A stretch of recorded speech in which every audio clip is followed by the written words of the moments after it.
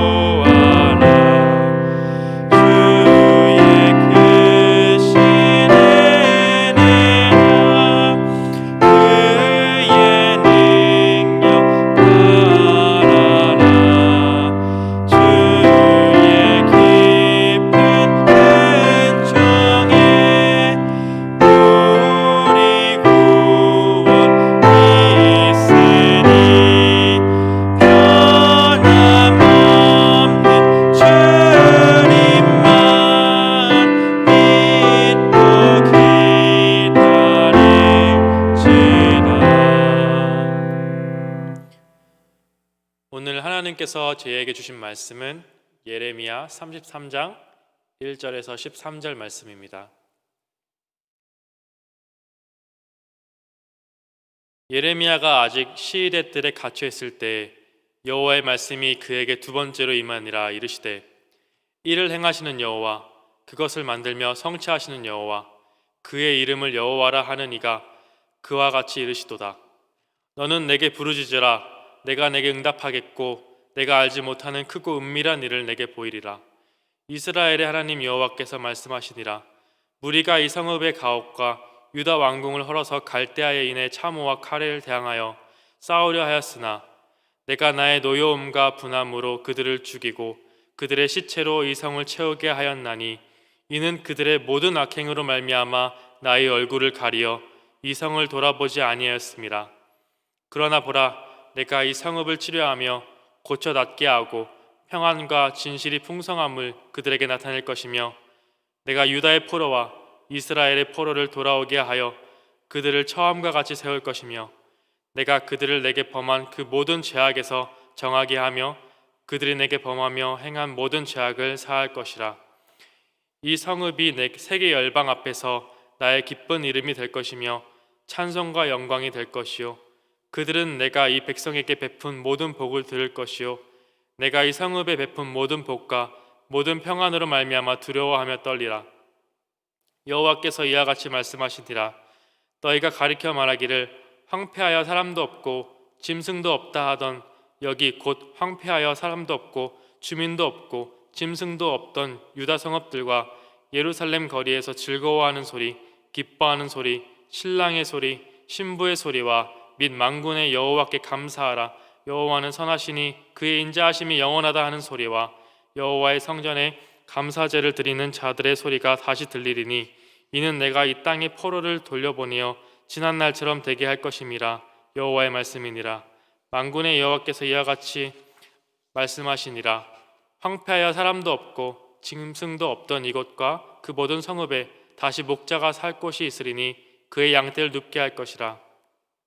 산지 성읍들과 평지 성읍들과 네겝의 성읍들과 베냐민 땅과 예루살렘 사면과 유다 성읍들에서 양떼가 다시 계수하는 자의 손 아래로 지나리라. 여호와께서 말씀하시니라. 아멘. 오늘 말씀을 보면 시드기야 왕이 예레미야를 통해 예언한 하나님의 말씀, 즉 남유다가 바벨론과 전쟁에서 승리하지 못할 것임을 듣고 예레미야를 감옥에 가둬버린 상황에서 예레미야가 하나님의 두 번째 말씀을 듣는 걸로 시작합니다. 그 말씀을 하신 이는 다름 아닌 이 모든 일을 행하시고 이 땅을 지으시고 여호와라 불리는 하나님이십니다. 하나님이 처음으로 하시는 말씀은 바로 하나님께 부르짖으라는 것입니다. 예레미야는 감옥에 갇혀 있습니다. 그런 예레미야에게 의지하거나 부르짖을 수 있는 대상은 하나님밖에 없습니다. 하나님은 자신에게 부르짖으면 응답하시고 하나님의 뜻을 보여주시겠다 말씀하십니다. 이는 예레미야에게 하신 말씀이지만 사실상 이스라엘 백성에게 하신 말씀이나 다름이 없습니다. 바벨론 군대에게 포위가 되어서 예루살렘 성벽 안에 갇혀있는 남유다의 모습, 감옥에 갇혀있는 예레미야의 상황과 별반 다를 것이 없기 때문입니다. 하나님은 그의 백성에게 자신에게 부르짖으라 말씀하시지만 그 백성은 오히려 하나님의 말씀을 전달하던 예레미야를 가둬버리고 맙니다. 하나님의 말씀을 듣고 싶지도 바빌론에게 유다를 넘기신다는 하나님께 부르짖을 생각도 없기 때문입니다. 예레미야는 그렇게 하나님의 말씀을 듣습니다. 하지만 이스라엘 백성은 듣지 않습니다. 그러니 예레미야의 심정이 얼마나 답답하고 슬플지, 하나님의 마음은 얼마나 더 답답하고 속상할지 알 수 없습니다. 오늘 2절 말씀을 보면 하나님은 일을 행하시고 성취하시는 분이라고 합니다. 이 말은 굉장히 중요한데 바벨론에게 예루살렘이 함락하게 행하시는 분도 하나님이시며 이후에 나올 회복의 역사가 성취되게 하심도 하나님이시기 때문입니다. 하나님은 너희가 싸워도 승리하지 못하리라 하였건만 가옥과 왕궁을 허락하며 대항하는 너희 남유다 백성들은 나의 말을 들으려 하지도 나를 더 이상 사랑하지도 않고 죄에 빠져 자신의 뜻대로 행하니 그 모든 악행을 나는 더 이상 보지 못하겠노라 말씀하십니다. 이 성은 무너질 것이고 그들의 시체로 가득할 것이다. 황폐할 것이다. 하지만 6절 말씀을 보면 중요한 말씀이 있는데 바로 하나님이 이 성읍을, 예루살렘 성읍을 그렇게 놔두시는 것이 아니라 치료하며 고쳐 낫게 하고 평안과 진실이 풍성함을 그들에게 나타내신다고 말씀하십니다. 이것이 바로 역설적이고 신비로운 하나님의 사랑입니다. 하나님은 분명 정의와 공의의 하나님으로서 남유다 백성이 저지르는 죄를 보고만 있지 않으시며 그 일로 인하여 분노하시고 얼굴을 가리시고 심판을 하십니다. 얼굴을 가리신다는 표현은 제가 메시지 성경을 보면서 조금 더 이해가 갖기 쉽게 번역되어 있는 것을 보았는데 바로 하나님의 속이 뒤집히셨다고 번역이 되어 있습니다. 하나님께서는 속이 뒤집히실 만큼 죄의 문제에 관해서 하나님의 말씀을 안 듣는 백성들과 그 백성들을 자기 욕심대로 이끄는 왕과 그런 백성을 위로하기는커녕 오히려 탐욕에 사로잡힌 거짓 예언자들 그리고 제사장들에 관해 그냥 넘어가실 수 없으신 것입니다. 하지만 하나님의 진노가 그들에게 심판으로 다가올 때 역설이 발생합니다. 그것은 바로 남유다 백성들이 하나님이 내린 심판으로 고통을 지날 때에도 하나님은 그들과 함께 하시며 그들을 그냥 내버려 두시지 아니하시고 그들과 함께 고통을 당하시며 결국 회복하신다는 약속을 하십니다. 비록 하나님께서 심판하시지만 그 고통 가운데서 하나님도 그의 백성과 함께 고통을 받으신다는 역설은 우리 인간이 이해할 수 있는 범주를 넘어섭니다. 그렇기에 하나님의 사랑은 오묘하고 신비롭고 형언할 수 없으며, 하지만 동시에 우리가 느끼고 감사할 수 있는 사랑인 것입니다. 하나님은 말씀하십니다. 내가 이 성읍을 치료할 것이라고, 유다와 이스라엘의 포로가 돌아와 다시 성읍을 세울 것이라고. 하나님은 멸망과 파멸이 목적인 심판이 아닌 회복을 목적으로 한 심판을 내리신 것입니다. 하나님의 목적은 이스라엘과 유다 백성들이 회복하여서 하나님께 돌아오고 기뻐하며 하나님을 찬양하는 것에 목적이 있는 것이지, 하나님의 백성을 단순히 고통받게 하려는 악의적 목적을 가지신 분이 아니라는 것입니다. 하나님의 목표는 8절에 나와 있는 것처럼 그들이 하나님께 범한 모든 죄악에서 깨끗게 하는 것이며 하나님을 찬양하고 복을 받는 것입니다. 이런 약속을 들은 사람들은 11절에서 보이는 것처럼 불가능이라고, 그런 황폐한 땅에, 시체로 가득하고 성읍이 무너진 땅에, 사람은커녕 들개조차 살 수 없을 그런 땅에 다시 성읍을 세우고 살 수는 없을 것이라 말합니다. 하지만 하나님은 그 성읍을 즐거워하는 소리, 기뻐하는 소리, 결혼식과 같은 최고의 기쁨이 가득한 곳으로 만들 것이며, 사람들은 그 일로 인하여서 하나님께 감사하며 찬양할 것이라 말씀하십니다. 성전에서는 감사제를 드리고 이전처럼 될 것이라 말씀하십니다. 양떼를 세는 목자가 살평지가 가득한 평안한 땅이 될 것이라 약속하십니다. 그렇다면 오늘날 우리에게 이 말씀은 어떻게 다가옵니까? 우리의 상황과 당시 예레미야의 상황은 비슷한 것 같습니다. 감옥에 갇혀있는 예레미야처럼 우리도 절망 가운데 갇혀있진 않은지, 또한 이스라엘 백성과 시드기야 왕처럼 우리도 하나님의 말씀을 들을 생각조차 없고 부르짖고자 하는 마음도 없는 건 아닌지, 특히 코로나 사태로 인하여 그리고 수많은 세계 각곳에서 벌어지는 혼란 가운데 우리는 점점 우리 자신을 하나님의 말씀으로부터 고립시키고 가둡니다. 우리에게 다가온 현실을 외면하며 바빌론 정도는 우리가 해치울 수 있겠지 하는 안일한 마음가짐을 가진 채 하나님의 말씀을 멀리합니다. 하지만 하나님은 아니라고 하십니다. 하나님께 부르짖으라고 하십니다. 너는 왜 나에게 부르짖지 않느냐? 이 세상을 만들었으며 모든 일을 실행하고 성취하는 여호와 하나님께 너는 왜 부르짖지 않는 것이냐? 하나님은 기다리고 계십니다. 그리고 약속하십니다. 만약 너희가 나에게 부르짖는다면 나 여호와 하나님이 응답할 것이고 나의 뜻을 보여주겠노라고. 너희가 스스로 알지 못할 일을 내가 알려주겠노라. 하나님께 부르짖으란 말씀입니다. 우리가 스스로 할 수 있다는 생각하는 것, 혹은 답을 모르겠고 끝이 불확실한 그 상황 가운데서 너는 스스로 가두지 말고 내게 부르짖고 내 말씀을 들어라 말씀하십니다. 왜냐하면 하나님은 행하시고 성취하시는 분이시기에 우리의 상황도 하나님의 손에 달려있기 때문입니다. 우리는 시드기야와 남유다 백성처럼 우리의 고집대로 하려는 경향이 있습니다. 하지만 하나님은 그렇게 하더라도 바벨론을 이길 수 없다고 말씀하십니다. 하나님 없이는 아무것도 할 수 없습니다. 그래서 우리는 기도로 부르짖고 주님의 말씀을 경청해야 하는 것입니다.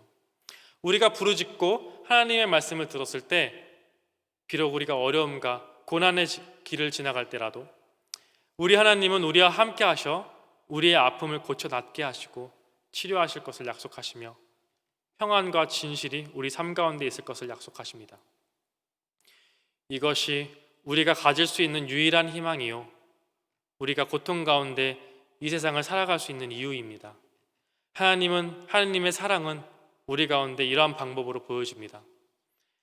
하나님의 약속은 늘 우리에게 붙잡을 수 있는 큰 힘이 됩니다.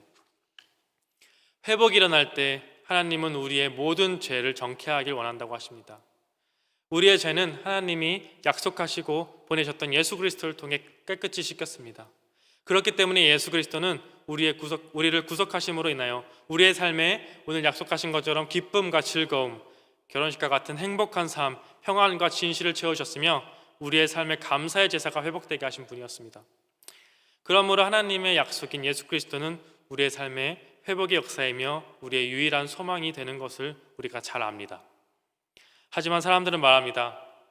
그런 황폐한 인생에, 그런 고통의 삶 속에 도대체 어떤 기쁨이 있을 수 있겠냐고. 그 무너진 삶이 어떻게 세워가며 다시 생명이 가득할 수 있겠냐고. 하지만 우리가 가지고 있는 믿음은 지금 보이는 것을 단순히 인간의 연약한 눈을 가지고 본 겉모습뿐이란 걸 압니다. 하나님께서 약속하신 무너졌던 성읍, 무너졌던 삶이 다시 세워지고 하나님과의 관계가 회복되며 기쁨으로 가득한 모습은 분명 이루어질 것이란 믿음이 우리에겐 있습니다. 이는 예수님을 통해 우리의 삶 가운데 치료되고 은혜로 주어진 것임을 우리는 잘 알고 있습니다. 그러니 사랑하는 만납교회 성도 여러분, 부르짖으시길 바랍니다. 하나님께 지금 우리의 상황을 부르짖으십시오. 하나님도 듣기를 원하십니다. 하나님은 오늘 응답하겠고 하나님의 뜻을 알려주겠다고 말씀하십니다. 우리가 갖고 있는 여러 사소한 마음 쓰는 일까지 하나님 앞에 부르짖으십시오.